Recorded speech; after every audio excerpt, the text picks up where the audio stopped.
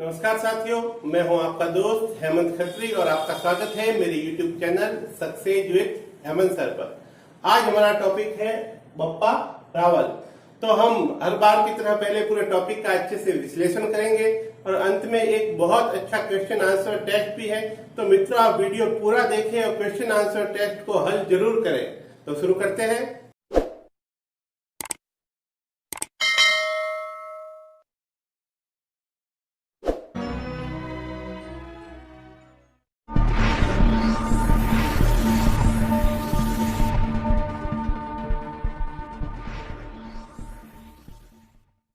बप्पा रावल मेवाड़ के गुहिल वंश का वास्तविक संस्थापक था। गुहिल वंश का संस्थापक तो गुहिल या गुहादित्य था, लेकिन मेवाड़ के गुहिल वंश का वास्तविक संस्थापक कौन था? बप्पा रावल। बप्पा रावल का मूल नाम क्या था? उसका मूल नाम था काला भोज और बप्पा उसका एक प्रसिद्ध नाम था। बप्पा प्रसिद्ध नाम कैसे? जिस प्रकार हम महात्मा गांधी को बापू कहते हैं, तो बापू नाम से महात्मा गांधी प्रसिद्ध हो गए। ये एक सम्मानजनक पद है। इसी प्रकार भील जनजाति के द्वारा उनके नेता को बप्पा, बापा, बप्पक आदि कहा गया और रावल उनकी एक प्रसिद्ध उपाधि थी। कर्नल टॉड के अनुसार ईडर के गुहिल वंशी राजा नागादित्य की हत्या के बाद उसकी विधवा पत्नी अपने 3 वर्षीय पुत्र बप्पा को बड़नगरा जाति की कमलावती किसके पास लेकर आई? कमलावती के वंशजों के पास ले आई। कमलावती के वंशजों ने प्रारंभ में तो उसे भांडेर के किले में रखा, तदंतर उसे नागदा ले आए। किसे ले आए? बप्पा रावल को।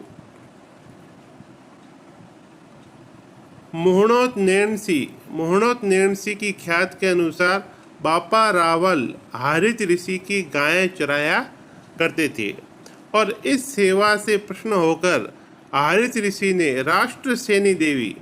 राष्ट्रसेनी देवी की आराधना से बप्पा के लिए राज्य मांगा। इसी प्रकार हारित ऋषि ने महादेव का ध्यान किया, जिससे एक लिंग जी का शिवलिंग प्रकट हुआ। एक लिंग जी से भी हारित ऋषि ने बप्पा के लिए राज्य मांगा। बप्पा रावल के संबंध में बहुत सारी चमत्कारपूर्ण कथाएं प्रचलित है। जैसे बप्पा एक ही झटके से 2 भैंसों की बलि दे देता था।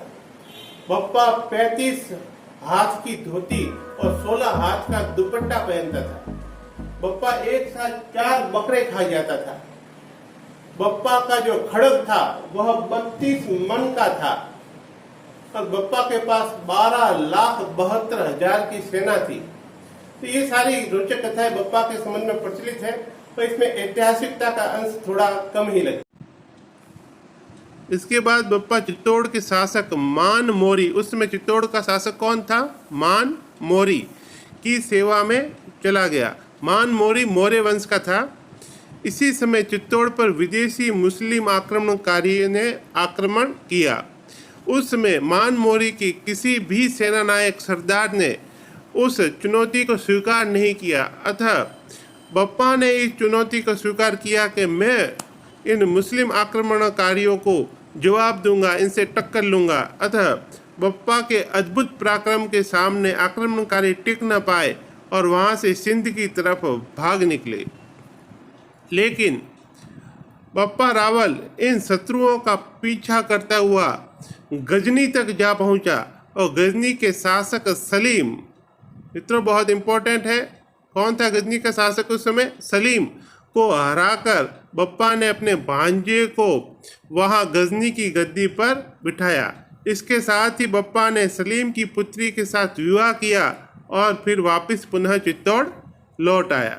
जब हारित ऋषि स्वर्ग की ओर जा रहे थे, उनका विमान आया और वे स्वर्ग की ओर जाने लगे। तब उन्होंने बप्पा रावल को आवाज दी, लेकिन बप्पा रावल को आने में थोड़ा विलंब हो गया।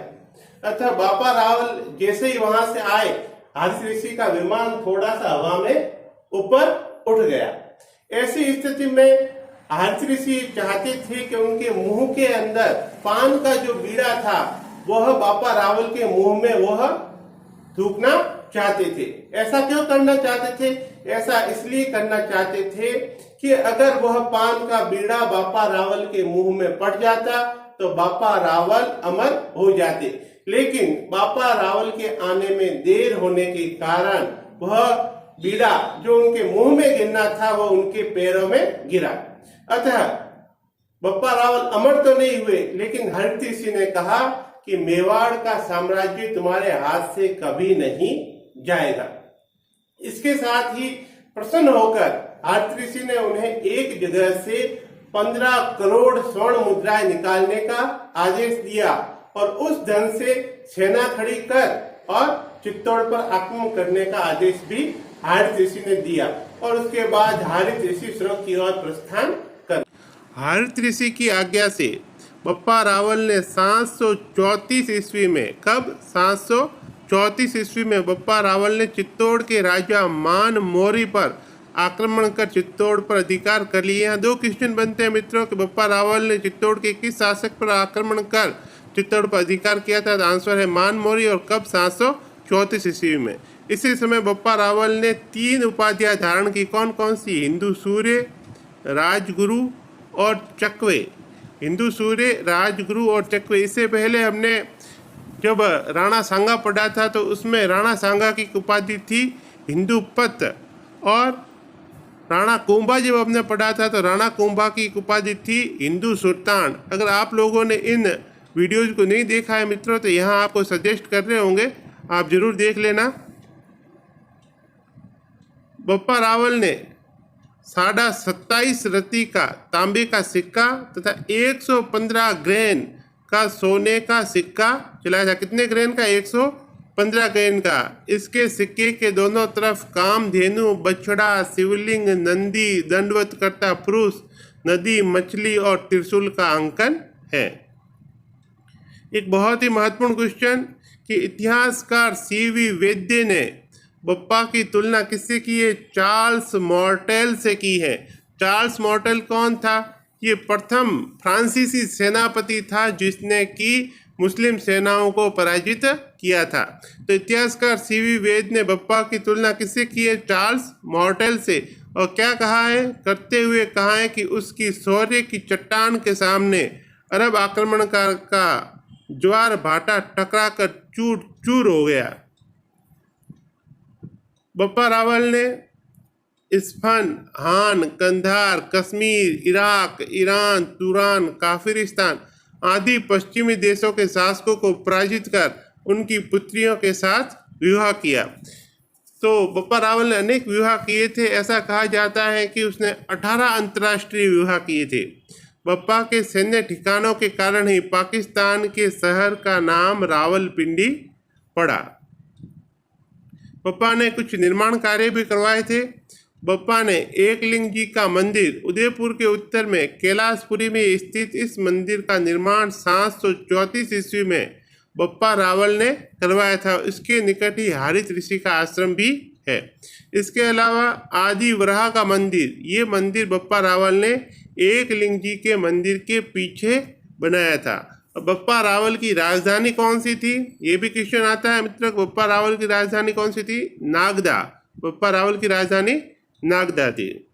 बप्पा रावल की मृत्यु के संबंध में भी एक कहानी प्रचलित है कि अपने अंतिम समय में या 50 वर्ष की जब उम्र बप्पा रावल की हुई तो उन्होंने खुरासान के ऊपर आक्रमण किया और खुरासान पर विजय प्राप्त कर ली।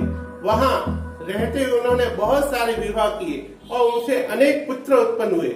लेकिन जब वहां पर बप्पा रावल की मृत्यु हुई तो उनके दाह संस्कार को लेकर हिंदुओं और मुसलमानों के मध्य विवाद उत्पन्न हो गया, जैसा कि कबीर के संबंध में हुआ था कि हिंदुओं ने कहा कि हम इसे जलाएंगे और मुसलमानों ने कहा हम इसे दफनाएंगे।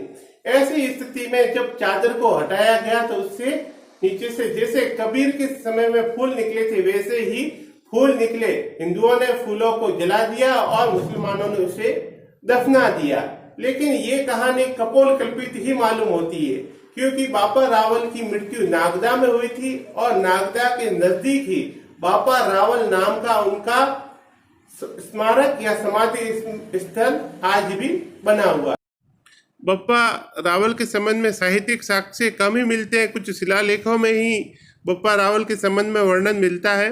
तो कुंभलगढ़ प्रशस्ति में बप्पा रावल को विप्रवंशीय बताया गया। इसके अलावा आबू के शिलालेख में बप्पा रावल का वर्णन मिलता है। कीर्ति स्तंभ शिलालेख में भी बप्पा रावल का वर्णन मिलता है। रणकपुर प्रशस्ति में बप्पा रावल व काला भोज को अलग अलग व्यक्ति बताया गया। क्वेश्चन आता है कि कौन से प्रशस्ति में काला भोज और बप्पा रावल को अलग अलग व्यक्ति बताया गया है रणकपुर प्रशस्ति में। लेकिन हालांकि आज के इतिहासकार इस बात को नहीं मानते। आज के इतिहासकार ये मानते हैं कि बप्पा रावल और काला भोज एक ही व्यक्ति था।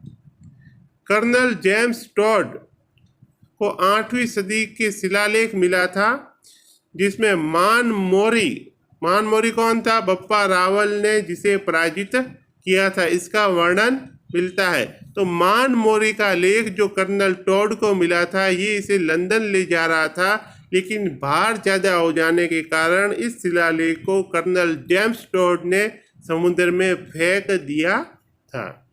इसमें भी बप्पा रावल का मान मोरी का वर्णन मिलता है। अब हर बार की तरह हम एक अच्छा सा क्वेश्चन आंसर टेस्ट ले लेते हैं मित्रों। काला भोज किसका मूल नाम था? आंसर है सी, बप्पा रावल का। बप्पा रावल के लिए किस ऋषि ने वरदान में राज्य मांगा था? आंसर है बी, हरित ऋषि ने। तीसरा प्रश्न, बप्पा रावल ने गजनी के कौन से शासक को पराजित किया था? आंसर है डी, सलीम को पराजित किया। बप्पा रावल ने चित्तौड़ पर अधिकार कब किया? आंसर है बी, 734 ईस्वी में। बप्पा रावल के सोने के सिक्के का वजन कितना था? आंसर है बी, 115 ग्राम। छठा प्रश्न, निम्नलिखित में से कौन सी बप्पा रावल की उपाधि नहीं है? हिंदू सूर्य हैं, चकवे हैं, राजगुरु है, लेकिन हिंदूपत नहीं है। हिंदूपत किसकी उपाधि है? हिंदूपत राणा सांगा की उपाधि है। सातवां प्रश्न, बप्पा रावल नामक स्थान कहाँ पर है? बप्पा रावल की समाधि स्थल का नाम बप्पा रावल ही है। ये स्थान कहाँ पर है? ये नागदा में है। आंसर है डी। बप्पा रावल को चार्ल्स मॉर्टेल किस इतिहासकार ने कहा है? कौन से इतिहासकार ने कहा है चार्ल्स मॉर्टेल? आंसर है सी, सीवी विद्य ने। और हर बार की तरह मित्रों ये दो क्वेश्चन आपके लिए है, इनके आंसर आपको कमेंट बॉक्स में जरूर देने हैं। 9वां प्रश्न, बप्पा रावल ने किसको पराजित करके चित्तौड़ के दुर्ग पर अधिकार किया था? और 10वां, पाकिस्तान के कौन से शहर का नाम बप्पा रावल के नाम पर पड़ा? इन दोनों प्रश्नों के उत्तर मित्रों आपको कमेंट बॉक्स में जरूर देने हैं। दोस्तों, अगर आपको मेरा वीडियो अच्छा लगा तो इसे लाइक करें, शेयर करें और कमेंट करके बताएं कि वीडियो कैसा लगा।